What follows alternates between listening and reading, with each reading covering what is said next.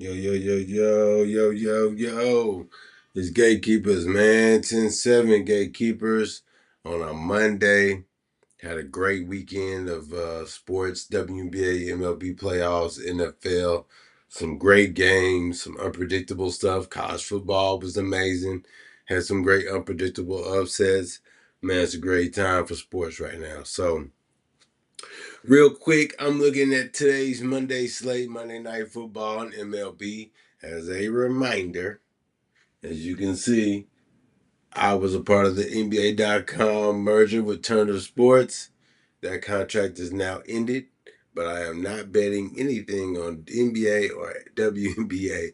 I will continue to say that, and the reasons will come out as they come out. But let's move on, man. Let's look at some MLB, man. We got to look at some MLB and see what's going on. Okay. I'm looking at my mirror in here to see what's going on. Mirror, choose. Let's do the entire screen. Okay, we rolling or what?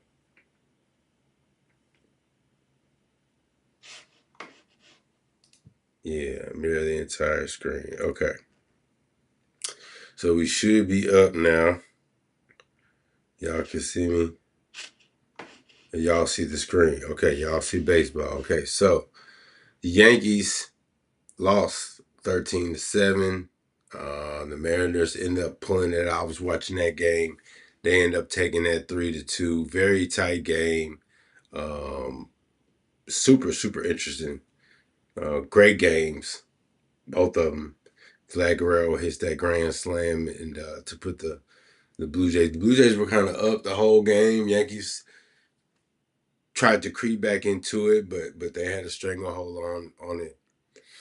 So let's go and look at let's see what we have here on Chat GPT.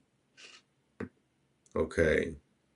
Uh, we're gonna look at the Dodgers Phillies since those are the games today. Dodgers won that first game. Shohei was amazing on the mound.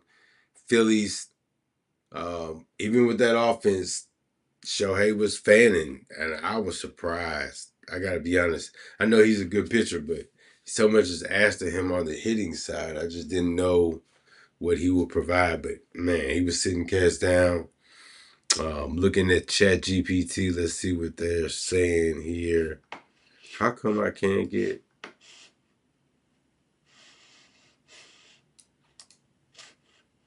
How come I can't get my screen over here? Okay, that's cool. I'll take it. All right. Let me blow this up, son.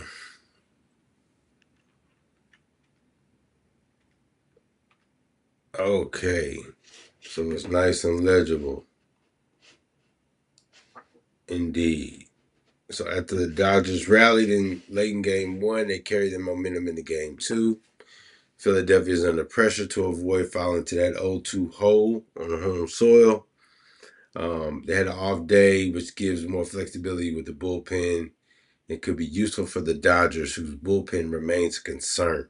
So, Dodgers game two, we got Blake Snell on the mound. He's been dominant lately. One recent start versus the Phillies, and he struck out 12 over 7 scoreless innings. So, in his postseason career, he has a solid track record of 5-3 with a 3.23 ERA in 13 appearances with 11 starts.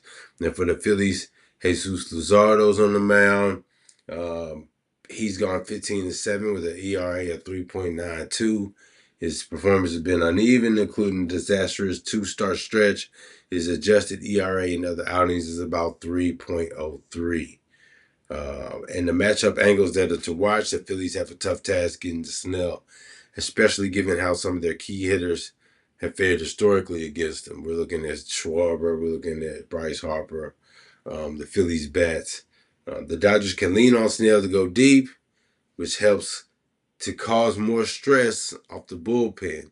And Luzardo must keep the Dodgers offense from running wild especially with their depth and power. We're looking at Mac Muncy. We're looking at Freeman. We're looking at Mookie Betts. Obviously, Shohei. Mookie Betts has been rolling, you know what I mean? So, one key factor, Will Smith's availability as a catcher, he may not be ready for game 2. If he is, it strengthens the LA's depth lineup against Luzardo, who's a left-hand pitcher. On the Phillies side, Harrison Bader, who exited game 1 with a groin issue, is less than a sure thing. Imaging showed no major tear, but his status is uncertain. If Bader sits, Philadelphia may shuffle in Nick Castellanos or adjust outfield alignment to put some other guys in the lineup. So, let's see here. The bullpen and the bullpen risks. If the Dodgers bullpen is often viewed as a potential weak link, however, they have Roki Sasaki emerging as a potential difference maker in relief. And for Philadelphia, the bullpen will be tested if Lazaro can't go deep. Their ability to hold leads or minimize damage is critical. So, tight on the bullpens. That says to me, look at the first 5. Dodgers won that first game. Phillies are still capable. I would say the Dodgers are in control. I think the Dodgers are going to win the World Series. I think they're going to win it all. So I think they get this one, even on the road. You know, just looking at it, deep, powerful lineup. They lead the majors in runs, homers, RBIs, and OPS. The balance of Ohtani, Freeman, and Betts, and strong contributions from the 5 to 9 slots. They have a high walk rate and play discipline. They force pitchers to stay around the zone, which plays into their power and their ability to mount comebacks, as we saw in game 1.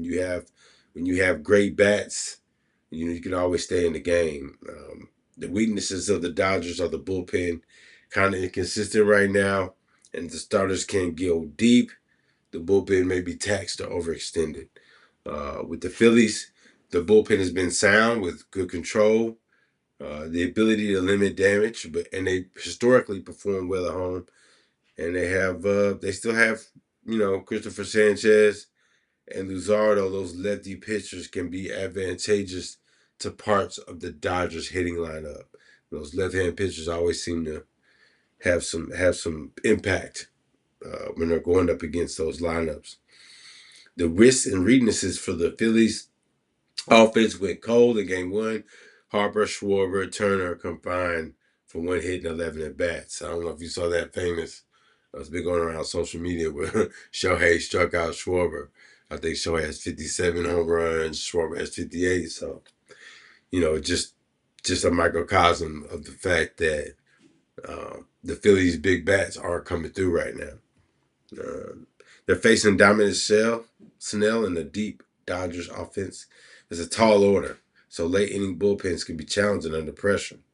It's an extremely tight matchup, and I lean Dodgers to win. I expect a close, low to medium scoring game. My projected final score is Dodgers 4, Phillies 3. Moneyline favorite and Dodgers reasonable, though not a smash given parity. The total under could be in play, especially if both pitchers settle in. Looking at that under 7 for the total game. First 5 innings is an angle worth exploring. Something I just mentioned, looking at that first 5. Only thing is the Dodgers have a lot of firepower in their lineup. Will they be able to get to Luzardo early? That's the question. And the Phillies' ability to get to Snell and Luzardo's capacity to keep the Dodger offense in check, that may be a key matchup to watch. If the Phillies can scratch for early runs and force Snell out early, they may shift to the bullpen to leverage the bullpen side. So let's see here. If you want player props, let's do player props. Player props and see what they're cooking up. Just looking at it, I would have to say you would have to look at Luzardo K's. You have to at least look at it. Blake Snell K's. Okay, so they got Snell over strikeouts, over 7.5.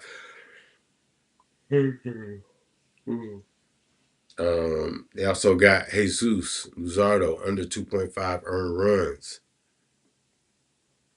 and Teoscar Hernandez for the Dodgers to get a home run or a hit prop, and then Mookie Betts to go over hits, runs, and RBIs with the prop, or over 1.5 total bases.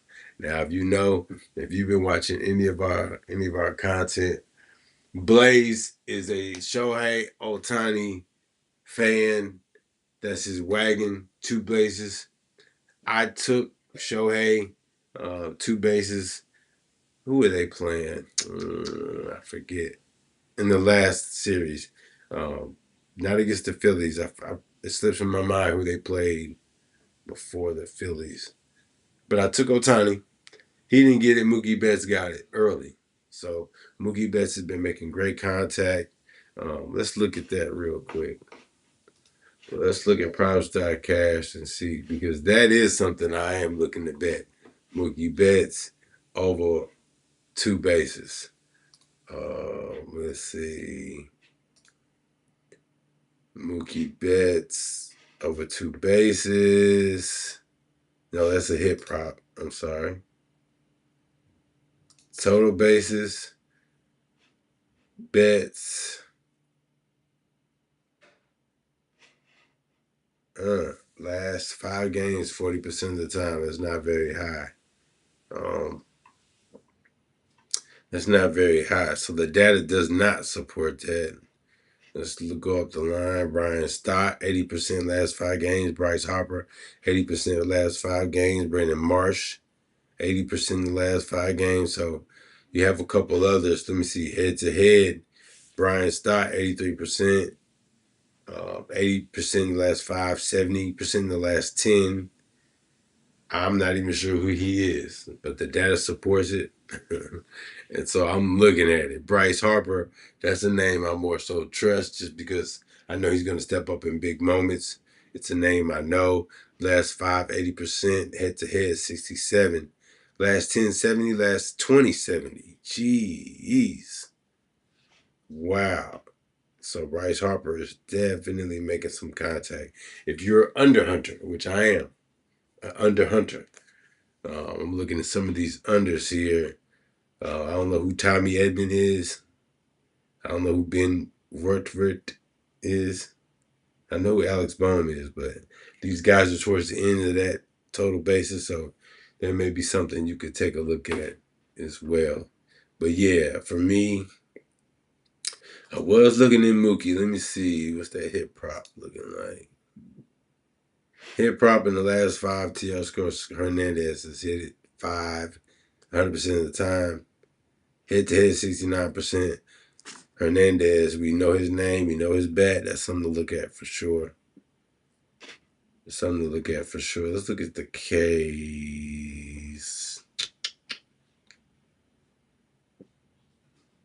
Let me see. Luzardo, 5.5. Last 5 games. 100% of the time. Last 10 games, 80% of the time. What can you say? Luzardo, definitely known to deal. I would probably look at that alt 5 and just see what the odds are on that. So, yeah, those like some decent bets there. Luzardo, and I was looking at Mookie, but the data doesn't really support it. I don't do anything that the data doesn't support unless I've been watching every single game. Unless my eye test is greater than the data and somebody's coming into a role. I've been watching pieces of these games because there's so many games I've been watching pieces. I did see Mookie go crazy. So, this is all data.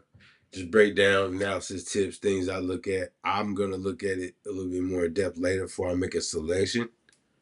Right now,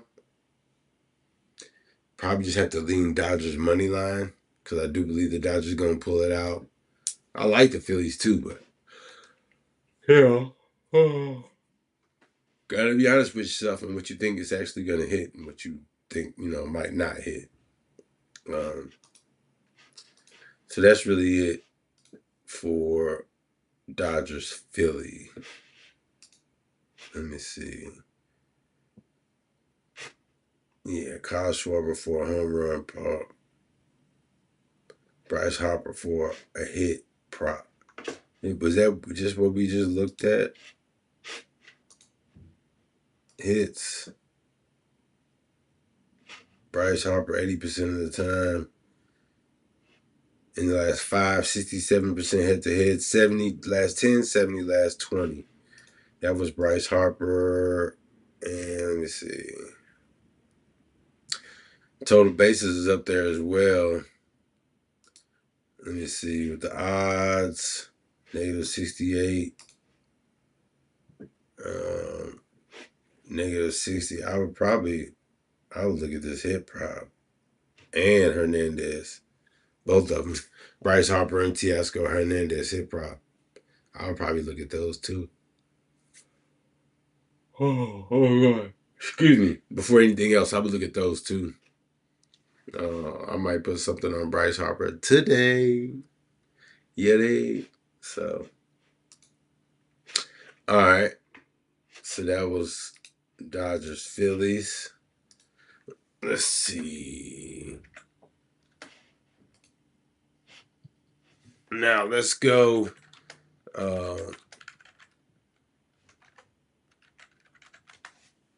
to the Cubs Brewers. And I'll tell you right now, this is my one pick of the day, Brew Crew. I'm going with the Brewers.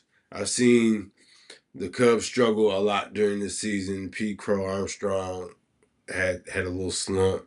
I worked baseball for a short time, and I was working with Turner Sports, so I definitely saw a lot of Cubs games.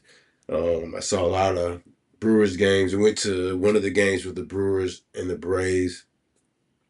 Brew Crew, seen them up close in person. Turang, um, a couple of those names they skip me right now, but I want to say 3 or 4, maybe even 5 of their bats really, really made an impression on me. I was watching, I was seeing how impressive they were. Um, yeah, so I'm high on the Brewers. I saw them in person. I'm high on them. And they took game one decisively 9-3. They carried the momentum into game two. Cubs under pressure to avoid an 0-2 hole in the series, especially on the road. Milwaukee gets home field advantage, uh, which, I'm going Brew Crew. Period. This is probably my one play of the day, Brew Crew, and then I'll put something else in there. But Brew Crew. Period. Uh, okay, so they're going with Aaron Ashby on the mound for game two. After Ashby, the Brewers will lean on their bullpen depth to shoulder innings. The bullpen strategy is critical. If Ashby can get through a clean first inning or two, it reduces the leverage burden later on the bullpen. The Cubs will have Shota Imanaga to the mound for game two. I've cashed on Shota K's this season. He's a good pitcher. It's going to be interesting to see how this battles out because I have yet to see how he has fared against uh, the Brewers lineup. Now, the opener bullpen strategy for Milwaukee may create mismatches in the middle innings. Imanaga must keep pace early to allow Chicago to stay within striking range. Jackson Chourio, he's another one. I saw him batting stuff. So he exited game one with a hamstring concern. He'll be out. But Christian Yelich is still in. I saw him. He was great against the Braves. So if Chourio is unavailable, Milwaukee will likely replace him in left field, which could slightly weaken their offensive fuse. For the Cubs, no major injury flags have been prominently reported heading into this game. Team strengths and weaknesses for the Brewers. After the slow start, Milwaukee's offensive explosion in game one showed their capacity for big innings. Their approach is often emphasized contact discipline and putting pressure on opposing pitching staffs. Depth in the bullpen after the openers of strength, assuming usage is managed well. Okay, so The Cubs strength, they have to come out aggressive. The bullpen had rest after game two, I'm sorry, before game two, which gives more flexibility. And Managa's a flexible arm. If he can deliver 4 to 5 innings, it helps shift the leverage back to Chicago. But even with Chat GPT, they're leaning for the Brewers to take game two. The opener, the home field, and the momentum give them the edge in a close, tactically managed game. So they're predicting the under over this 4-3 Brewers, tight, but Milwaukee pulls through. Yeah, player props options. These are props. William Contreras, yeah, he was great. Blake Perkins, that was the guy. Blake Perkins. That's who really made an impression on me when I saw him play the Braves. He was electric. Blake Perkins over 1 hit. William Contreras to get 1 home run prop. And Managa under strikeouts. And running line with Milwaukee. Wow. Run line. Let's see here. Let's look. Bryce Turang, 100% in the last 5. Andrew Vaughn, he hit a home run when they played the Braves. 81%, 60 in the last 5. Christian Yelich, 80 in the last 5. Blake Perkins, 40 in the last 5. Carson Kelly, for you under hunters, Trio might not even play. But yeah, I am looking at definitely Christian Yelich, former MVP, Bryce Turang. I like them both. I like Andrew Vaughn. So it's really going to just depend on what I want to put my money on. I mean, I like all 3 of those hitters as well. Blake Perkins, I would stay away from just because the data don't support it, but all of those guys can hit. I saw them in person. I believe in them. Probably going to go with, let me see, probably going to go with Christian Yelich and possibly Bryce Turang. I don't know. I'll look at it a little bit. But Brew Crew, definitely. Brew Crew, that's my one pick for sure. Money line. Uh, so yeah, let me see if I could possibly find out what the over under is. Okay, so that's under 7. I believe that'll happen. I'm sorry, under 7.5. Yeah, look at these eyes. They're switching now. So stuff's moving, stuff's changing. I got the Brewers. In that first game, I really don't have a pick, just to be honest with you. Um, Now let's move on to some football. Yeah. Okay, let's move on to some damn football. Um, let's see here.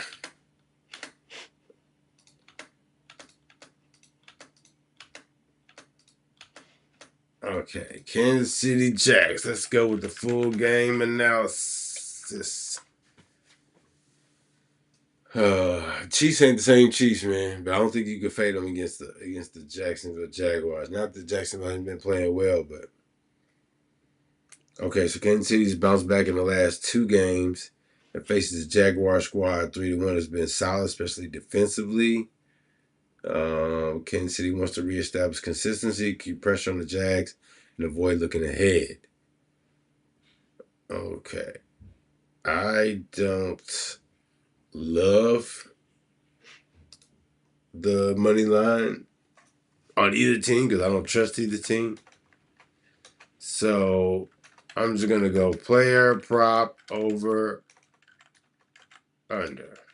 Because I don't really have a pick for you, money line. I don't trust the Chiefs right now. I don't trust the Jaguars right now. Um, I don't trust it. Period. I think the total game's gonna go under. That's what I think. Under 45, under 46 total points. That's just what I think though, but I don't know. So I'm not trusting nothing I don't know. NFL. Let's go back to ChatGPT. Mahomes over 36.5 passing attempts. Trevor Lawrence over 216.5 passing yards. And Travis Etienne Jr. over 63.5 rushing yards.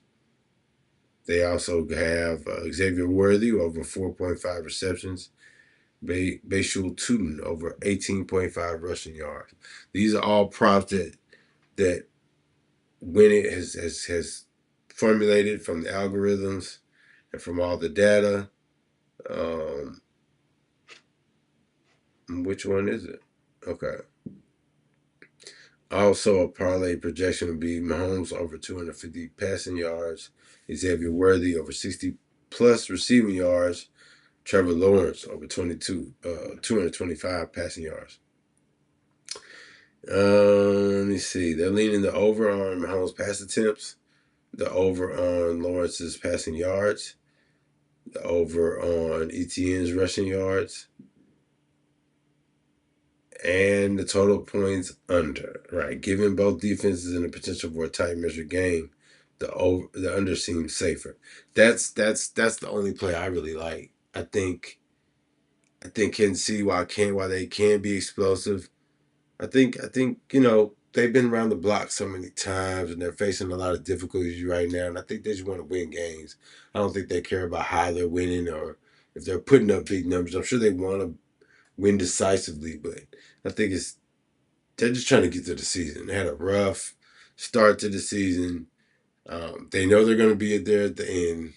I think guys are just trying to put it together one win at a time. It's the Jags. It's gonna be a tough AFC drag down defensive game. I see it. I just see it. Let me see. That's what I think. The under seems safer. So that's just what I think. I don't really have. But let's look at some of these props. Pass yards. Mahomes over 250. 60% of the time. Trevor Lawrence over 219, 40% of the time. So we'll see what you think about that. Receptions. I think they say Xavier Worthy 4.5, 80% in the last 5, 80% in the last 10. Okay, so Xavier Worthy, that might be something to look at. Rush yards, ETN, 60 over 60.5 in the last 5. This guy hadn't gotten many touches, too. So I don't know what they're thinking there. Yeah. Let me see. What are some of those other? Yeah, that was pretty much it. Receiving yards. Let's look at Worthy. Okay. 60% of the last 5. That's not enough info to go on. Not for me.